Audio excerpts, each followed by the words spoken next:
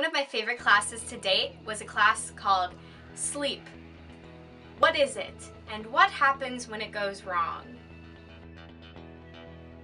So here are 5 facts I bet you didn't know about sleep. Fact number 1. Our sleep is triggered by light and dark sensors.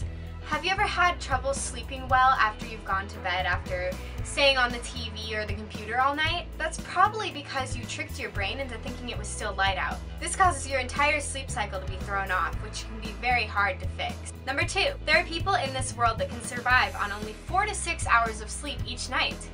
These people are called short sleepers. Now I know what you college students are thinking. I survive on 4 to 6 hours of sleep each night just fine. Well, it's not like these people choose to do that. For them, it's physically impossible to sleep longer because of a genetic defect. They also have a higher pain tolerance. Now, I know some of you are probably like, ooh, that sounds like the perfect life, then I could get so much more done. Now, it's not all it's cracked up to be. These people have a harder time regenerating cells because of the sleep they're not getting, and after a while, they can become very sleep deprived. Number 3. Did you know that 3% of the population suffers from sleep eating? This is the kind of sleepwalking where you get up and actually cook a meal. Now, not only can this be dangerous because of the obvious reasons of cooking, burning down the house, slicing off your finger, etc., but these people also tend to eat things like cigarettes and cleaning supplies. Number 4. Most of us know what narcolepsy is, right? When someone's acting completely normal and then like that, they're asleep. Now, it sounds funny and people joke about it a lot. Think about it.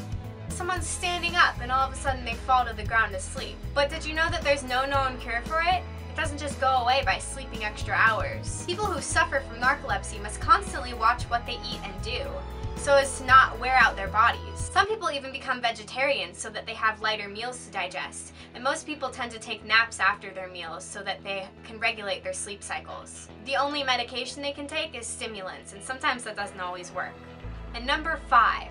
Now, I don't want to scare you, but this is actually a pretty interesting fact. There is a very rare sleep disorder called fatal familia insomnia. The name says it all. This insomnia is completely fatal and there's no cure for it. When it kicks in at middle age, victims have little over a year left. It starts out with insomnia and phobias, and then after 4 months progresses into panic attacks and hallucinations. After about 5 months comes rapid weight loss and reduced mental functions. Eventually, after about 6 more months, the victim lapses into dementia, and then a coma, and then death.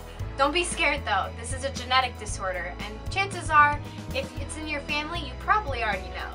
The thing about sleep is, we really don't know a lot about it. There's so many different disorders, and sleep is very subjective to a person.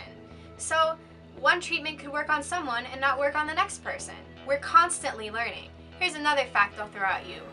Sometimes sleepwalking can be triggered by spicy foods. Isn't that so cool? I mean, the amount of symptoms and triggers for all these things, it's just unfathomable, and they're constantly changing. So if you have the chance to ever learn about sleep or take a sleep class, do it. I highly recommend it. It is so interesting. And if you want to see these things in first-hand testimonies, I recommend the documentary Sleepwalk with Me. It's on Netflix. That's all I wanted to say, guys. Thanks for watching, and I'll see you tomorrow. Bye.